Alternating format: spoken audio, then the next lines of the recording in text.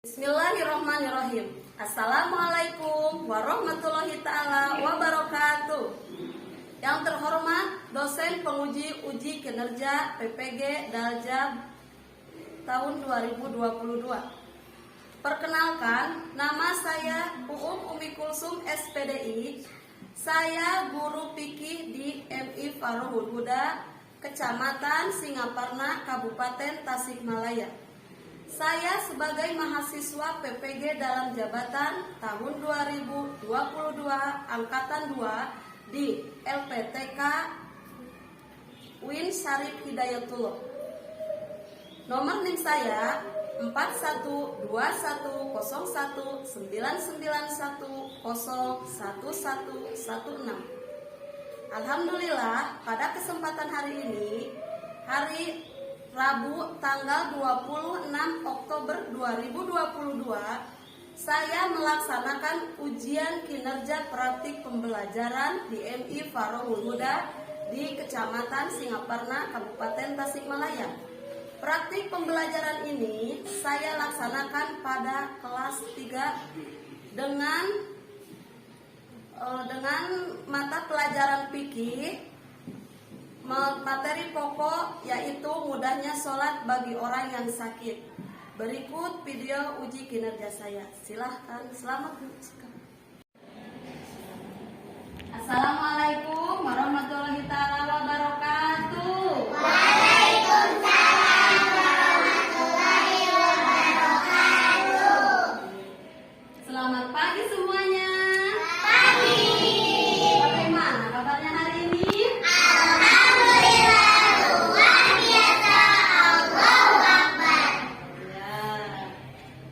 Sebelum belajar, alangkah baiknya kita berdoa terlebih dahulu ya. KM silahkan untuk disiapkan berdoanya. Sebelum belajar, kita berdoa dulu.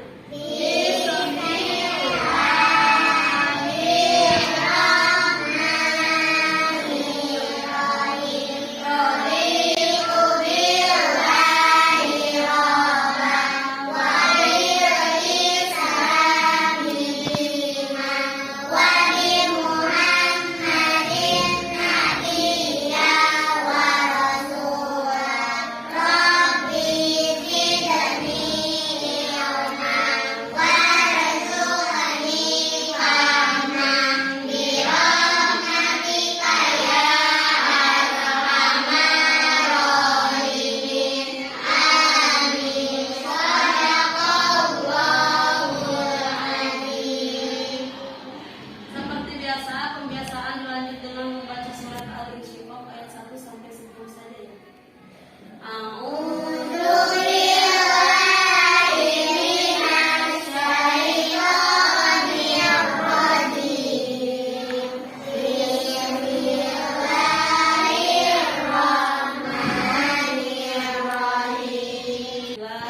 Semoga hafalan kita itu diberkahi oleh Allah Subhanahu wa taala. Amin ya rabbal alamin. Nah, baik anak-anak. Nah, kita sebagai warga Indonesia harus memiliki rasa nasionalisme. Ya, itu. Maka dari itu, alangkah baiknya kita sekarang menyanyikan lagu nasional sebagai tanda kalau kita itu memiliki rasa nasionalisme ya. Kita menyanyikan lagu Halo Halo Bandung, oke? Siap. 1, 2, 3. Halo Bandung, ibu kota keriangan. Halo Bandung, kota kenang-kenangan.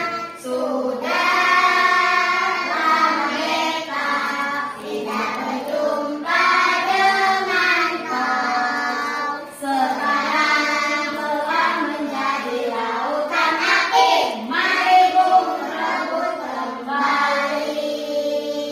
Hebat, pintar sebenarnya.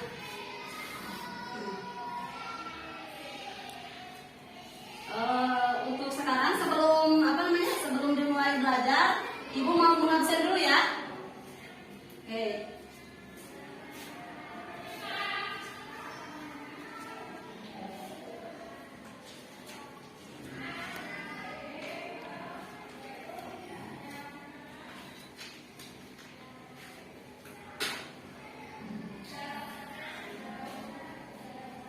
Alila, hadir. Akila, Aurelia, Damita, Aura, Mila, Laisa, Lana, Syahril, Said Silam. Alhamdulillah ya, semuanya hadir. Hadir. Wah, hebat. Semangat ya belajarnya, semangat. Ya. Ibu mau cek dulu ya kerapihannya. Lihat, siapa tahu ada baju yang keluar. Sudah dimasukkan semuanya bajunya? Sudah. Di kelasnya sudah bersih? Oh ya sudah. Ya udah cantik ya. Siap belajar, siap? Siap. Oke. Ya udah siap semuanya. Untuk laki-laki, masukin dulu bajunya sekarang. Masukin.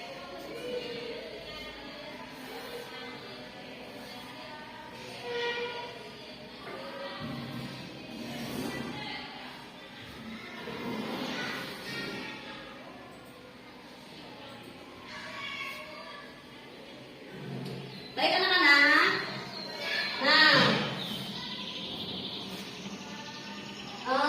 alhamdulillahirabbil alamin. Sekarang bertemu lagi ya dengan Ibu pada hari Rabu tanggal 26 Oktober.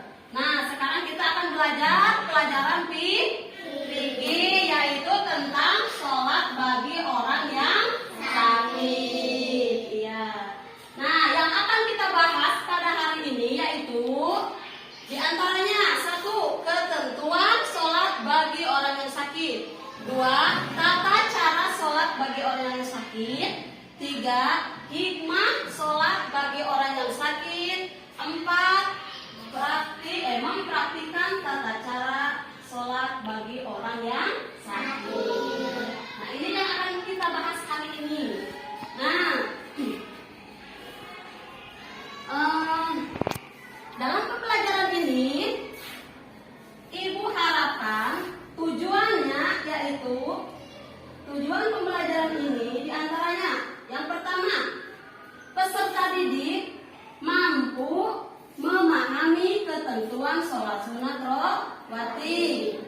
Tujuan yang kedua, peserta didik mampu memahami tata cara sholat bagi orang yang sakit.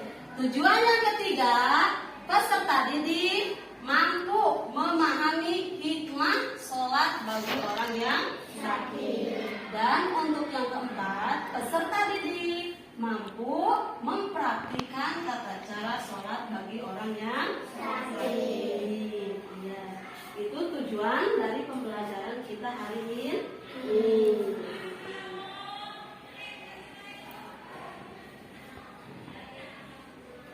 Nah, pada minggu yang lalu kita telah belajar tentang sholat apa? Sholat jamak kosor. Dan yang sekarang yaitu sholat bagi orang yang sakit. Apakah ada keterkaitannya antara sholat jamak kosor yang minggu lalu dan sekarang? Ada. Yaitu apa? Yaitu sama-sama diberikan rukhsah sama Allah Subhanahu wa ta'ala. Apa itu rukhsah? Rukhsah itu adalah keringanan. Masih ingat gak? Iya, yang minggu kemarin ya. Rukhsah itu adalah keringanan. Kalau yang kemarin itu jamak kosor itu diberi keringanannya itu bagi orang yang bepergian. Nah, kalau yang untuk sekarang kita bahas, keringanannya itu bagi orang yang sakit.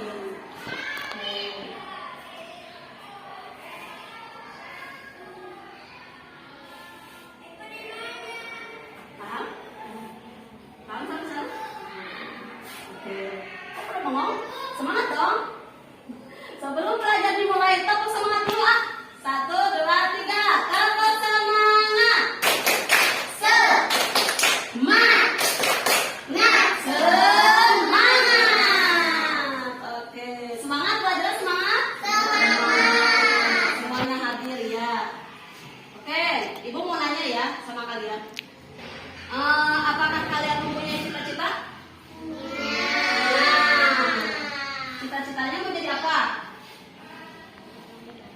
pramugari. Mau jadi dokter, mau jadi guru, ya mau jadi polwan, ya. Wah, pokoknya semua pasti mempunyai cita-cita. Betul apa betul? Betul. Ya. Nah, bagaimana caranya supaya cita-cita kita itu tercapai? Bagaimana caranya? Belajar. Bagus. Jadi kita itu harus belajar dengan tekun, harus semangat belajarnya, harus dengan sungguh-sungguh. Iya. Tidak boleh males-malesan, tidak boleh bolos ya, kecuali sakit. Betul?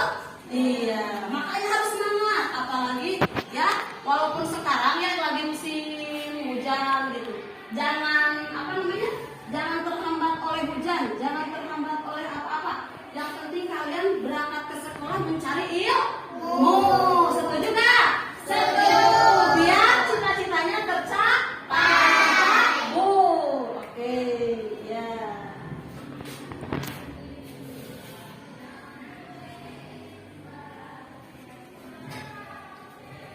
Oke, untuk yang sekarang kita memasuki ke kegiatan inti ya.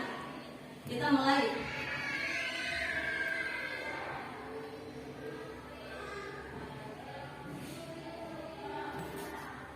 Anak-anak, sekarang kita akan belajar tentang tata cara sholat bagi orang yang sakit. Ya. Nah, sekarang kalian perhatikan video yang ada di depan ya. Amati dulu, perhatikan dulu, oke? Ya.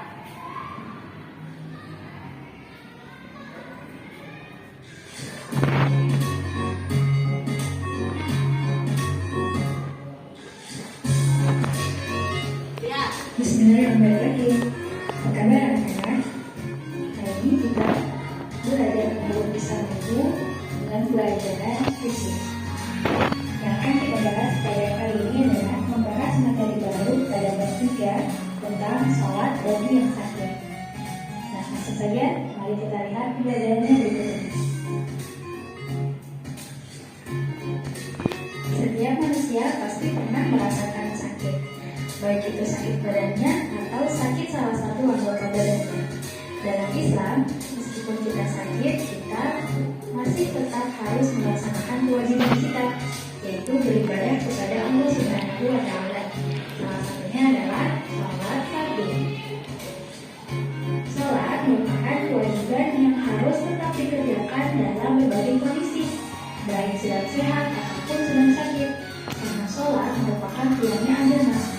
Artinya, kalau seseorang sudah tidak mau melaksanakan sholat lagi, maka orang tersebut sudah bukan orang Islam lagi. Namun, saat seseorang sakit, maka ada keringanan baginya. Jadi, Islam tidak memberatkan hambanya dalam beribadah. Islam mempermudah hambanya dalam melaksanakan ibadah. Salah satunya adalah apabila kita sakit, kemudian kita sholat, Allah pun memberi keringanan kepada hamba-hambanya untuk melaksanakan sholat. Cara melaksanakan sholat bagi orang yang sakit disesuaikan dengan kemampuannya masing-masing. Apabila kita tidak bisa berdiri, kita bisa dengan cara duduk, bersila, berbaring, harus sesuai dengan kemampuan badannya. Seperti hadis berikut ini dari Imran bin Husain, dia berkata, aku mempunyai penyakit wasir atau ambeien. Bila aku menanyakan kepada Nabi Shallallahu Alaihi Wasallam tentang cara sholat, beliau bersabda, sholatlah dengan berdiri. Jika tidak mampu, maka dengan duduk. Dan jika tidak mampu, maka dengan berbaring. Hadis riwayat Bukhari dan Muslim. Maka kita dapat simpulkan bahwa ada 3 cara sholat bagi kaum muslim. Yang pertama adalah wajibnya kita sholat harus sambil berdiri. Maka yang kedua adalah kita dapat melaksanakan sholat sambil duduk. Cara yang ketiga adalah kita dapat melaksanakan sholat sambil berbaring. Perlu kita tekankan bahwa sholat sambil duduk dan sholat sambil berbaring dilaksanakan bagi orang yang sedang sakit dan tidak mampu melaksanakan sholat sambil berdiri. Tapi jika kita sedang sakit, namun kita masih bisa melaksanakan sholat sambil berdiri, maka sholatlah sambil berdiri.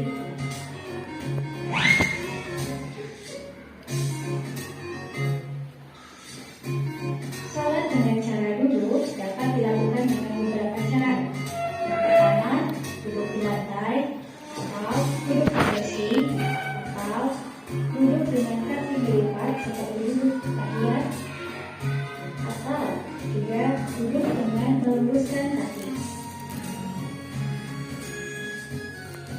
Apabila kita sholat sambil duduk di lantai dengan duduk tahiyat, maka cara kukunya dengan menundukkan kepala sedikit. Sedangkan untuk gerakan sayunya dilakukan seperti sujud seperti biasanya. Untuk sholat sambil duduk dengan posisi duduk di kursi ataupun dengan kaki diluruskan, maka posisi ruku menunduk. Sudahkah menonton videonya? Sudah. Coba ibu mau nanya, siapa yang bisa menyimpulkan dari video yang tadi ibu tayangkan? Coba, siapa? Ada yang bisa menyimpulkan? Oke, Hurin, silakan Hurin. Dan jadi kesimpulannya apa dari tadi yang video Hurin lihat? Jadi pada namanya saya lihat bahwa kita harus melaksanakan sholat dalam keadaan apapun, baik dalam keadaan sakit apalagi sehat. Oke, terima kasih bagus. Tepuk tangan buat Hurin. Lanjut Hurin sudah bisa mengungkapkannya. Ya, udah berani. Oke, ya. Nah, jadi sholat itu adalah kewajiban bagi semua muslim. Ya, bagi semua muslim yang balik dan berakal. Seperti dalam Al-Quran memberikan keterangan, Inna sholata kanat 'alal mu'minina kitaban mawquta, yang artinya sesungguhnya sholat itu adalah kewajiban yang ditentukan waktunya atas orang-orang yang beriman. Yaitu surat apa? Surat An-Nisa ayat 103. Adapun orang yang membolehkan meninggalkan sholat yaitu adalah orang yang belum mukallaf dan orang gila atau orang yang tidak berakal. Ya, coba sholat itu rukun Islam yang keberapa? Yang kedua. Nah, maka dari itu kita itu tidak boleh untuk meninggalkannya. Ya, sholat itu adalah tiang agama. Walaupun dalam keadaan sakit, apalagi sehat, kita tidak boleh meninggalkannya selama kita diberi ingatan. Ya, diberi ingatan. Karena apa? Karena nanti kalau kita sudah meninggal, amalan kita yang akan dihisab pertama itu adalah sholat. Betul tidak? Maka dari itu kita tidak boleh meninggalkannya. Dan walaupun lagi sakit, Allah itu telah memberikan keringanan kepada hambanya. Jika kita tidak mampu melaksanakan sholat dengan cara berdiri, maka lakukanlah dengan cara duduk. Masih tidak mampu dengan cara duduk, lakukan dengan cara berbaring. Masih tidak mampu dengan cara berbaring, lakukan dengan cara isyarat.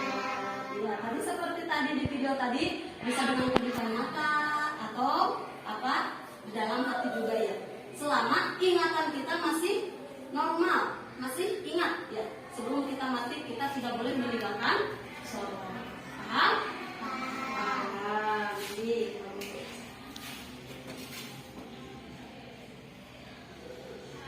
Ini ada tata cara sholat. Yang pertama, tata cara sholat dengan cara duduk. Dikerjakannya yaitu satu, duduklah menghadap ke kiblat seperti posisi iftirosh. Yang kedua, setelah takbiratul ihram, kedua belah tangan disedekapkan di atas dada dengan posisi pergelangan tangan kanan di atas pergelangan tangan kanan kiri. Ya. Yang ketiga, sesudah itu ruku, yaitu dengan duduk membungkuk sedikit ke arah depan dengan membaca tasbih. Yang keempat, iktidal dengan cara duduk kembali seperti semula. Yang kelima, setelah sebagaimana sujud biasanya. Setelah itu membaca tasbih, atau jika tidak mampu dengan membungkuk badan lebih rendah lagi pada rukun, kemudian duduklah kembali menyempurnakan rakaat yang kedua sebagaimana rakaat yang pertama. Jadi intinya untuk sholat orang yang untuk sholat bagi orang yang sakit itu dengan sholatnya orang yang sehat itu untuk bacaannya itu tetap sama. Cuma yang membedakannya itu adalah gerakannya. Ada yang duduk di kursi, ada yang duduk seperti duduk apa? Ya, atahiyat. Dan ada juga yang sambil kakinya direntangkan ya duduknya kayak tadi seperti di video. Ya. Itu. Yang kedua, sholat dengan cara berbaring. Yang dimaksud berbaring itu tidur miring. Ya, jadi miring tidurnya itu di atas ruksaknya ya sebelah kanan dengan membujur ke sebelah selatan. Telinga sebelah kanan tertindih oleh kepala sebelah kanan pula. Dan selanjutnya wajah dan perut, dada dan kaki menghadap ke arah mana? Ke arah kiblat dengan disertai niat dan bertakbiratul ihram seperti biasanya. Untuk melakukan ruku dan sujud cukup dengan menganggukkan apa? Menganggukkan kepala atau dengan menggunakan kedipan pelupuk mata. Dan jika semua tidak dilakukan dengan anggota kepala, menganggukkan kepala dan kedipan mata, maka gunakanlah hati selama kita masih sadar, masih ingat kepada Allah, pokoknya masih sadar ya. Nah, yang selanjutnya hikmah sholat bagi orang yang sakit. Apa saja hikmah sholat bagi orang yang sakit? 1, baca. Mendekatkan diri kepada Allah. Ya, 2. Ya, 3. 4. Mensyukuri nikmat sholat yang diberikan oleh Allah. Ya, 5. Meninggalkan keinginan dan ketakwaan kepada Allah. Ya, yang ke-6. Dicintai oleh Allah. Ya, itulah hikmah dari sholat bagi orang yang sakit. Nah, sampai sini dulu. Ada yang mau bertanya? Tidak. Siapa yang mau bertanya? Oke, Kakak Milan boleh. Apa sayang mau bertanya apa? Ya. Oh iya. Oh, apa hukumnya? Katanya Kakak Milan itu punya adik berusia 7 tahun, baru kelas 1 MI. Tapi dia suka meninggalkan sholat ya? Dia suka meninggalkan sholat katanya. Bagaimana hukumnya? Dosa tidak? Masa dosa tidak? Dosa. Oke. Ibu akan menjawab pertanyaan dari teman kalian ya. Tadi katanya adanya itu suka meninggalkan sholat, dia itu berusia 7 tahun. Apakah dosa apa tidak Ibu? Katanya. Nah, untuk adanya Kakak Milan itu tidak berdosa. Karena apa? Ada yang tahu tidak karena apa? Apa? Karena masih kecil. Iya, bagus. Karena masih kecil dan belum balik. Karena kan tadi sudah dijelaskan sama Ibu. Adapun orang yang sholat itu diwajibkan kepada orang yang balik, ya, atau mukallaf. Paham?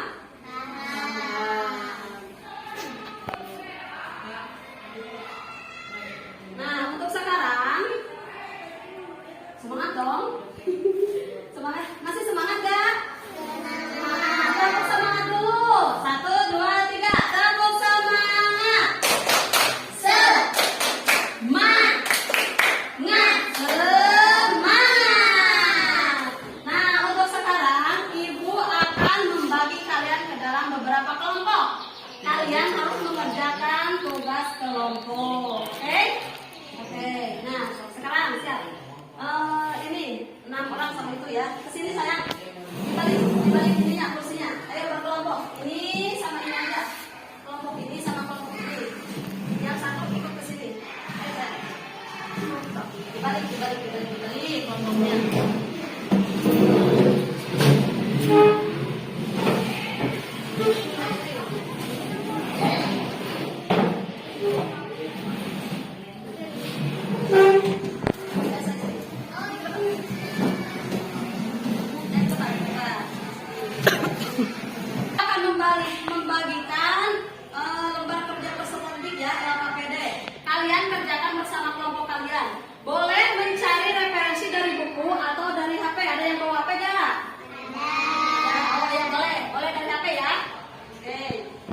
dibagikan.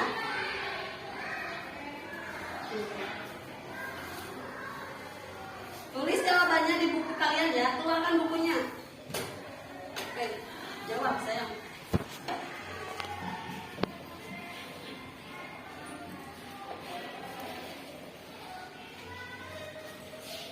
Cari di buku referensinya ya, di buku buka bukunya.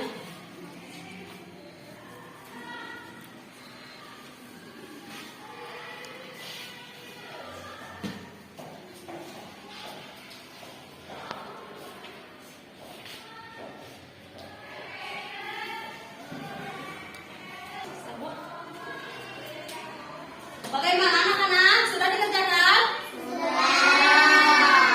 Oke. Siapa yang mau mempresentasikannya ke depan? Ayo siapa? Oh, Asihab. Oke, silakan sayang. Yang dari kelompoknya, ya. Stop. Stop, sayang bacakan. Bagaimana jawabannya? Bagaimana cara mengerjakan ibadah sholat ketika dalam keadaan sakit? 1. Jika tidak kuat berdiri, maka dilakukan sambil duduk. Jika tidak kuat sambil duduk, maka dilakukan sambil baring. Dan jika tidak kuat sambil berbaring, maka dilakukan dengan cara turun tangan belakangnya menggunakan isyarat. Oke, terima kasih. Tepuk tangan. Kasih tepuk tangan. Bagus. Silakan duduk kembali sayang ke kelompoknya. Iya, bagus. Baik anak-anak, sekarang kalian duduk lagi ya ke tempat semula. Oke, silakan dibereskan lagi kursinya. Oke. Ya, duduk lagi. Untuk tata cara, untuk praktek sholat sunat bagi orang yang sakit, siapakah yang mau mempraktekannya? Oke, siap. Sini KM. Bagus. Oke, silakan sayang. Tata cara orang yang sakit duduk di kursi ya. Bagaimana bacaannya? Seperti biasa, niat itu dibaca apa? Ya, niatnya itu seperti sholat biasa ya. Jika duhur dibaca dengan niat duhur, jika asar dibaca dengan asar, dan selanjutnya. Oke, siap. Silakan praktikkan sayang. Halo. Ya. Baca apa? Baca takbiratul ihram dan baca Fatihah dan baca surat pendek. Lalu setelah itu rukunya bagaimana? Ya, jangan terlalu Nah, gini jangan terlalu apa? Terlalu itu ya.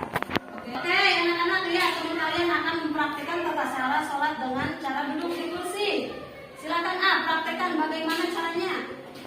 Halo, biasa ya. Untuk niat sama dengan sholat bagi orang yang normal, yang berdiri. Niatnya mau sholat zuhur, asar, apalagi isya, maghrib, subuh. Ya. Nah, dan setelah itu baca takbiratul ihram, baca Al-Fatihah, baca surat pendek. Ya, dan setelah itu ruku. Ya, rukunya bagaimana? Oh iya, gini rukunya. Ya, setelah ruku baca apa? Baca Subhana rabbiyal azim wa bihamdihi dan bangkit dari ruku ya. Kembali lagi ya, gini lagi. Lalu untuk sujudnya apa? Bagaimana sujudnya? Allahu Akbar ya. Pegang sini ya. Nah, untuk sujudnya itu agak membungkuk ya. Agak membungkuk ininya. Apanya dia punggungnya. Dan kembali lagi untuk duduk di antara dua sujud biasa lagi. Lalu sujud lagi. Ya, sujud lagi. Ya. Lalu bangun lagi untuk atahiyat. Nah, untuk atahiyatnya duduk aja seperti ini. Dan biasa mengucapkan apa? Salam. Ya, begitu. Ini tata cara contoh sholat bagi orang yang sakit duduk dengan apa? Duduk di kursi. Beda lagi dengan duduknya yang di di lantai, atau duduknya yang seperti duduk iftiros, ada kan? Ya. Terima kasih sudah mempraktikannya. Tepuk tangan.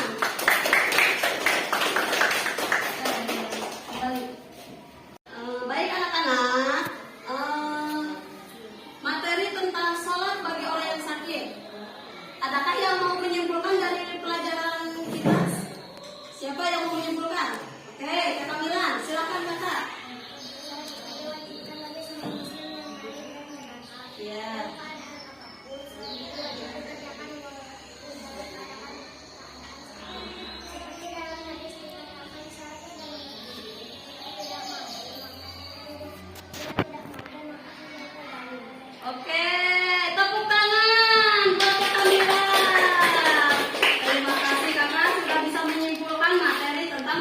bagi orang yang sakit.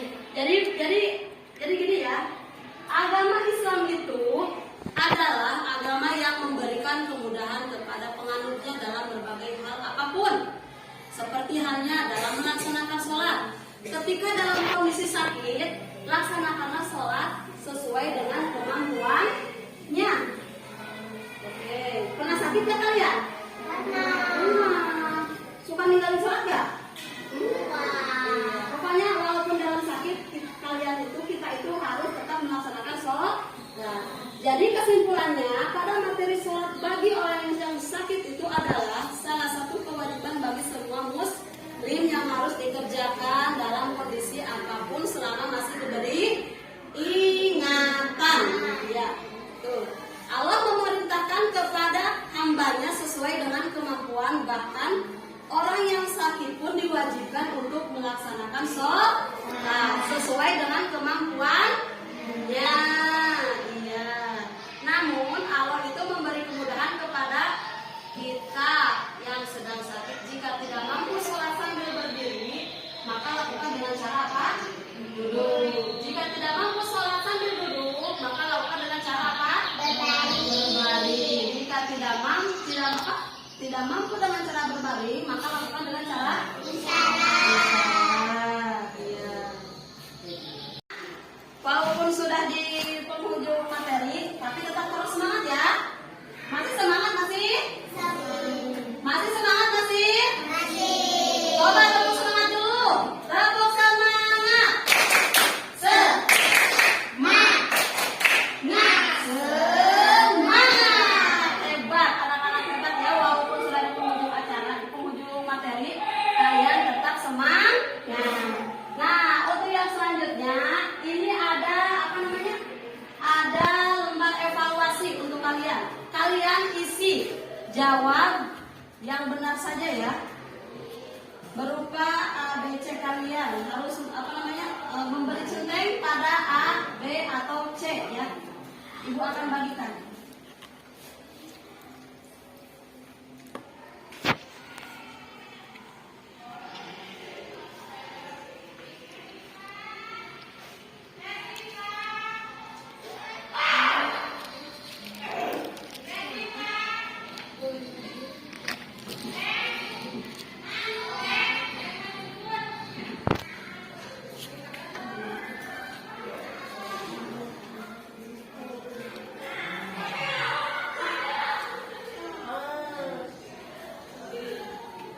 Oke, silakan kalian kerjakan ya masing-masing. Kerjakan masing-masing.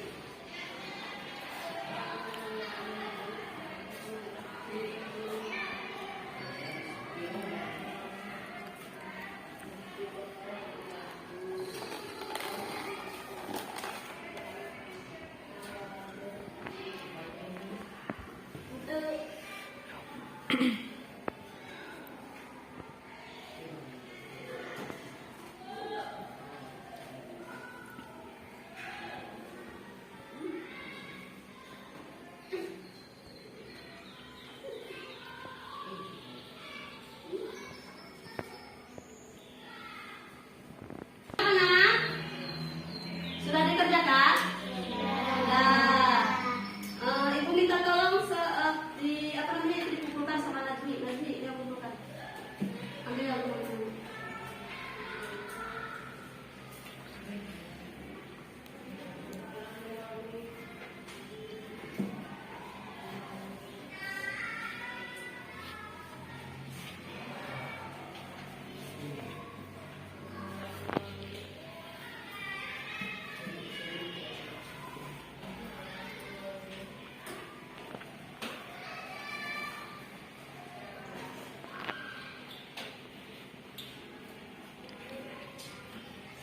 Terima kasih.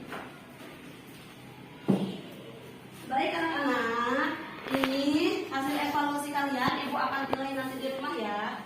Dan nilainya ibu akan masukkan ke dalam daftar nilai kalian. Oke. Untuk yang terakhir, untuk minggu depan kita akan belajar tentang apa? Sholat, mudahnya sholat bagi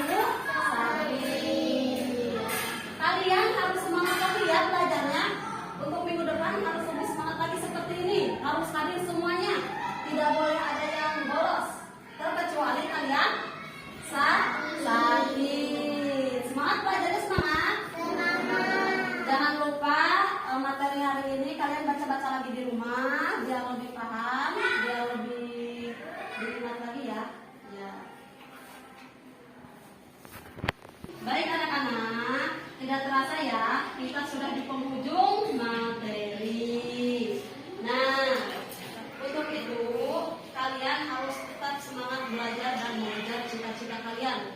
Jadilah kebanggaan orang tua kalian, keluarga kalian. Buktikan kepada orang tua kalian itu bisa sukses nantinya dengan cara kalian harus lebih giat belajar dan lebih semangat lagi berangkat ke sekolahnya. Oke. Nah, untuk penutup sebelum pulang biasa. Sebelum pulang seperti biasa kita berdoa dulu ya dan dipimpin oleh KM kita. Tapi sebelum itu kalian bereskan dulu bukunya, masukkan ke dalam tas. Oke? Oke, silakan masukkan ke dalam tas.